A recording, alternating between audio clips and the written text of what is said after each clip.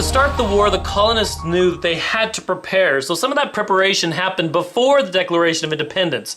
We talked about that in the last chapter, that there was already animosity there, and some, the colonists were already planning to get some weapons and get together and prepare to fight the British. Now, one of the main first moves that they did was their attack on Fort Ticonderoga. Now, this was kind of a secret mission. Ticonderoga is up there kind of in upstate New York. And it's on Lake Champlain, that big long lake right there that you see at the top of the map there. But there was a fort there that the British had. Now, this fort was important for the French and Indian War. It also had the bulk of artillery. A lot of cannons were there. Now, for the Revolutionary War, the colonists were a little bit concerned that they had all these cannons up there, and also because of Boston where it was, and they had the ocean, and then the lake, I'm not doing this very well, I'll try a little better, but it was on the other side, the Fort Ticonderoga, so they were afraid that they were going to be attacked from both sides, so they felt it important that they should go take that. Plus, they were really excited about getting those cannons.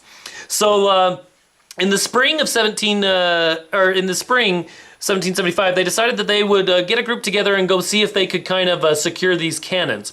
So Benedict Arnold, you might have heard of him, and Ethan Allen took a group up called the Green Mountain Boys, and they went up to Fort Ticonderoga to see if they could take it. Now, the British were not expecting this at all. Lucky for us. The British were not expecting an attack by the colonists, so they were able to sneak up there and really, with hardly any shots fired, kind of sneak their way in to Fort Ticonderoga. They took all the cannons that were there and brought them down to Boston, and it was quite an ordeal for them to carry these cannons down.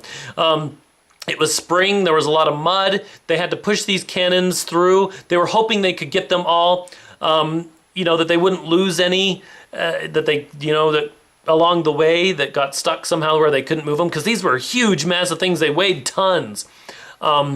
And so it was quite the ordeal, but these guys did it. They brought down most of the cannons down to Boston from Fort Ticonderoga, and this became very instrumental in the colonists defending Boston in some of the battles that we're going to talk about coming up. But know that they snuck up there, very easily got the fort taken over, but then had a long, heavy ordeal to bring those cannons down to Boston.